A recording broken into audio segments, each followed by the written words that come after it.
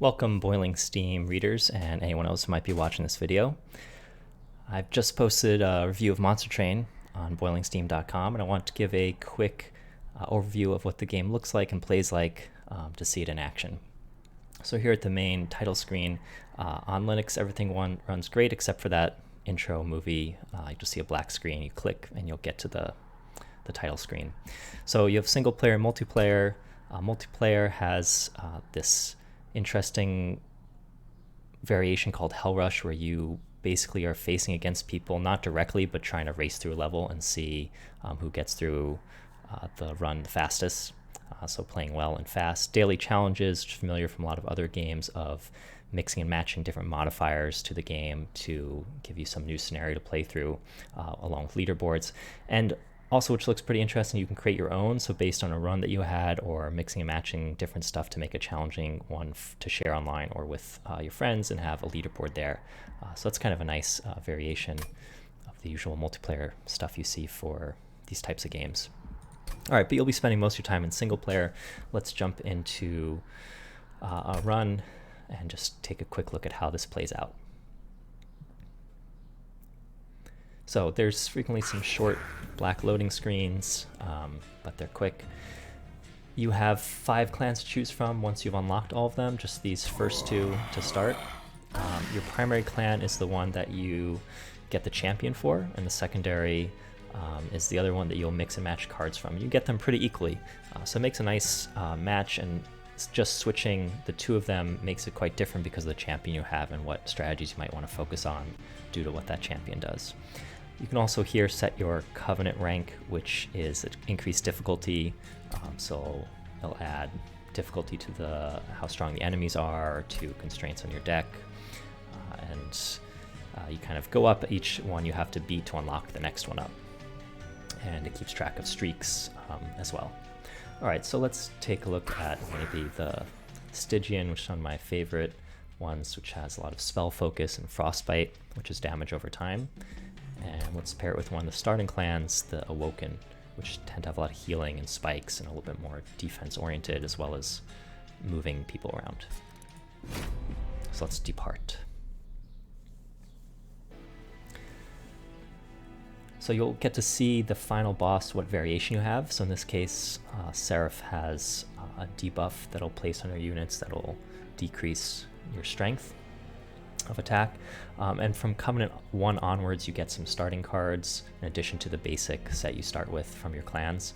So you can see already ones that might work well together or give you some direction for which way you might want to build your deck. So here we have both Frostbite and Spell Weakness, which makes spells stronger.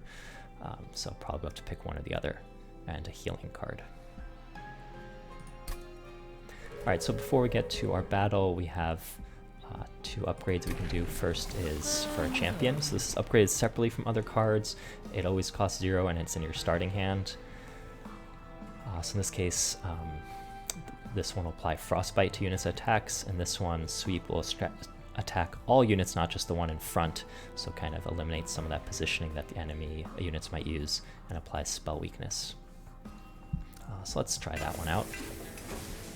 And you'll get to mix and match between different upgrades depending on which paths are offered to you. So it might not always be those 2, it might be different ones. You can take some different choices as you go through that kind of make the champion not just all in on one thing, or you could do that if that's offered. Lastly, we get an artifact, which is a persistent effect. So here we get Guild Marker, which reduces the cost of upgrades, buying cards, purging cards. Or this one, which gives us a sting spell to start with. And so since we have starting spell damage from our champion, this could be good, or we can just go and save some money, which, let's be frugal. Alright, so before battle, you get to see who you're facing. On mouse over nicely shows the different effects they'll have. So you have here the final enemy will be adding cards to try to burden your deck, and the ones before that are these clergymen that are enraged. So they're stronger to start with and get weaker as they go on. If you want to make things more difficult for additional reward, you can turn on the trial, So in this case, it'll give all of the units armor, so they'll be able to take more hits. But in return, you get to draft an additional unit. Other times the reward might be gold, so you can turn this on or off if you want to challenge. Let's keep this off to make this quick, hopefully. So this is your train, which is really more of a tower on wheels with lots of fire. Not the comfiest ride, perhaps.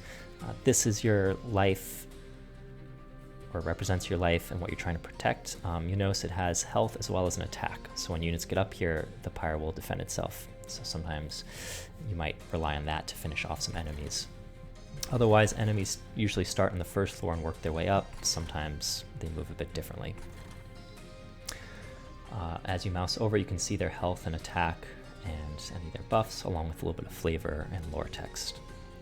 So our champion, we can start with, he would damage all of them and kill all of them. However, the enemy usually goes first. So here the game nicely shows you a little red X, meaning this guy will not survive if I were to just hit end turn. So instead we could play this spell, for instance, which will restore 2 health, but you don't have any health, but damages 2 to everyone. And with 1 health left for all of them, that will kill all of them. So that works. And then thinking ahead, we might want to place another unit to be a shield in front of him, or sorry, in front of her, or we could place them up higher to be ready for future enemies. Let's get ready. We can play these spells actually. It's a nice thing if you have units that get buffed from playing spells, you can play this even if there's no one to target. Alright, so here's an enemy that's spawned not on the first floor. This is kind of a transient little gold hauling collector that you have 1 turn. If you defeat the unit, then you get a little gold bonus. Kind of a nice thing, but of course can distract you from what you have going on down here. So we see here both units will die, so I'll probably want to prioritize this.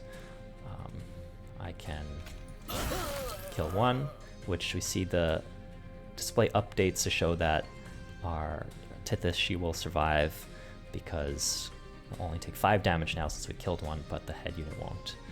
We can play Restore, which again won't give any health now, but with the regen means at the end of the turn we'll gain an additional health, so the damage overall is now down to 4. Since we have a little energy left, let's play our last guy. A few other things I should have mentioned. For each floor you have a capacity, so you'll notice when I played these cards they tell you how much space they take up, those little gold dots. So that's another thing to balance. You can't just throw everyone in there. You have to plan for what cards you might draw and when. You can see your pyre health up here.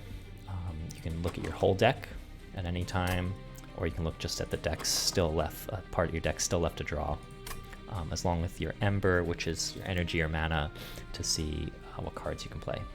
And at end turn, it'll go through each turn, working our way down. So it has no attack. The steward gets him. Enemy attacks first, and then the champion. So now we get a little break. We can get ready for what might be coming. So probably want to get some shields and get some regen on them, and that's it. So we hit the final wave, so the last enemy. The key thing for the boss and last enemies, they have Relentless, meaning that rather than just being 1 attack from their side, 1 attack from your side, it's going to go back and forth until either all of your guys are dead or all of them are dead, in which case, if they survive, they'll move up to the next floor. So you have 1 chance to play these cards, and then hit end turn, and then it'll move up to the next floor. So in this case, we have some spell weakness. We can apply to all of them, which will make our spells a bit stronger. We can restore some health, which will help out our champion clear out these 2. We can do that again, why not? We can play a little more damage, and we're out of cards now. So you can see here that in addition to having an effect that will take place since this chain's person will survive, you can see that the total damage he'll take is 45, kind of working out the full thing. When I hit end turn, this will play back and forth through the whole thing, and you can change the game speed up here. or hold down your right mouse button to make it go quicker. Normally leave it turned up to keep things moving. After, if they are still alive, they will destroy the bottom floor. You can't play people down there or do anything else. You have to keep on moving up. So I don't have much in the way of units. I can do a little more damage. That spell weakness made that do a lot more damage. That gets us closer. No use to do any health, so let's get rid of this card that if we kept it in our hand till the end would do some damage to us. Hit end turn. Survives as another card, and we're on to the last floor. So here you can see, not going to kill him currently, which means move up to the pyre and attack the pyre. The pyre will attack back. With 80 hit points and 20 damage, we'll make short work of this guy, but we'll still take some damage. Additionally from this card. So we might want to grab that. Maybe just do a little more damage to make it so that now brought it down enough that you see it updated so that in addition the frostbite damage, which takes place at the end of each round of attacks, will help along with this little robot to defeat the enemy before he reaches our pyres, which is great. So victory. So you get some bonus for how quickly you can defeat the boss. The points help you unlock cards as you work your way through, otherwise for high scores or leaderboards. And then typically you get some money and some cards. So you have your choice. You can also skip the card to just take 10 gold. In this case, take a damage spell. And then from the allied clan, you also have different ones. So you can, in this case, balance off your other cards with some health, for instance, or moving units around, which can help you attack the unit you want if it's hidden behind some other enemies. All right, and just to finish off between rounds, you'll have choices of upgrades. So you go left or right.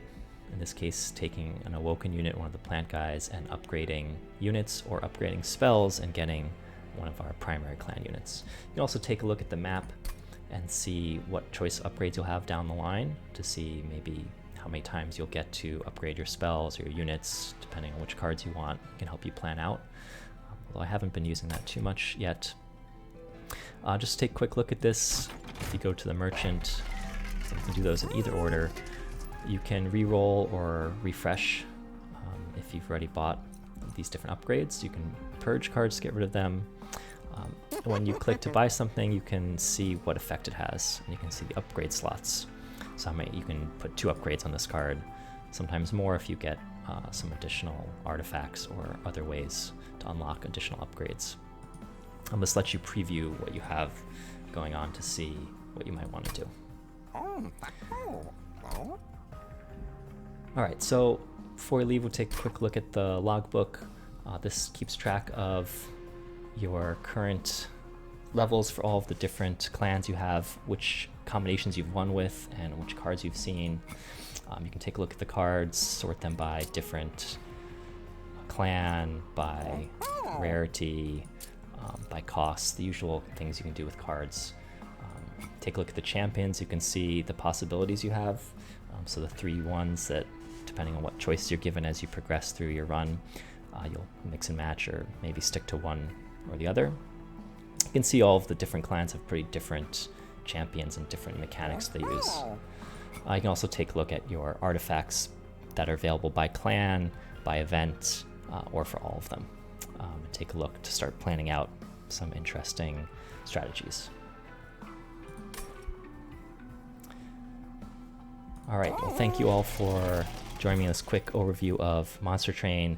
Check out the full review on boilingsteam.com. I'm really enjoying this game. It's been a lot of fun, but take a look there for the full review. Thanks, and I'll see you next time.